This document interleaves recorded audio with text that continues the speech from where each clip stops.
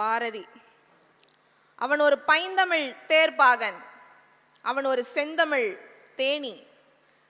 சிந்துக்கு தந்தை, குவிக்கும் கவிதை குயில். இந்த நாட்டை எதிர்க்கும் கவிழ்க்கும் பகையை கவிழ்க்கும் கவிமுரசு. என்னென்று சொல்வேன், என்னென்று சொல்வேன்.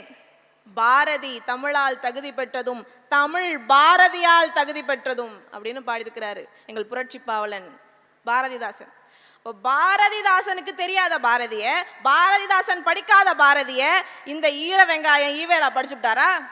அவருக்கு தெரிஞ்சு போயிடுச்சா பாரதி பெரிய சனாதனின்னு? என்ன தெரியும் பாரதியை பற்றி? செந்தமிழ் நாடெனும் போதினிலே இன்பத்தேன் வந்து பாயுது காதினிலே, எங்கள் தந்தையர் நாடென்ற பேச்சினிலே ஒரு சக்தி பிறக்குது மூச்சினிலேன்னு பாடினான் பாரதி.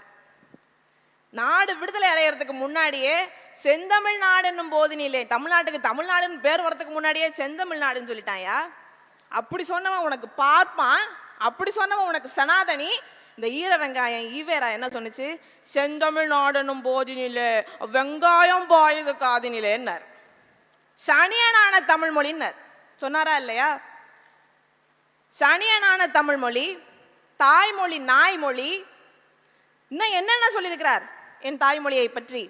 தமிழ் மொழிக்கு என்ன பெருமை இருக்குது? உலக அரங்கில் தமிழ் மொழி முன்னிலை வைத்திட முடியுமா? தமிழ் காட்டுமிராண்டி மொழின்னு சொன்னாருங்க. தமிழ் காட்டுமிராண்டி மொழியாம். என்ன பெருமை இருக்கா தமிழ் மொழிக்கு? யோ, தமிழ் மொழியே பெருமை வாய்ந்த மொழிதான் ஐயா.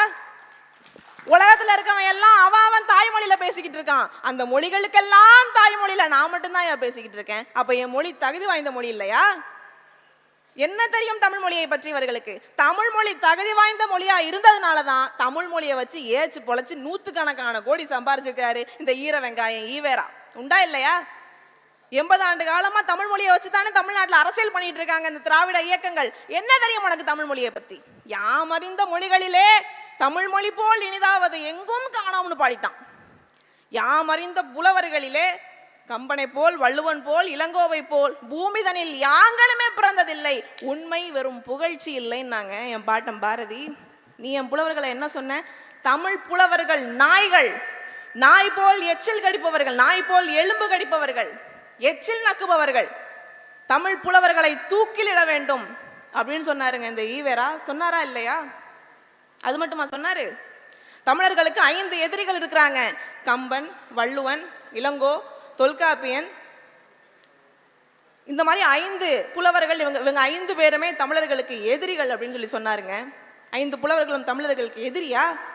இவருக்கு என்ன தெரியும் தமிழை பற்றி? இவர் யார் தமிழை பற்றி பேசுவதற்கு?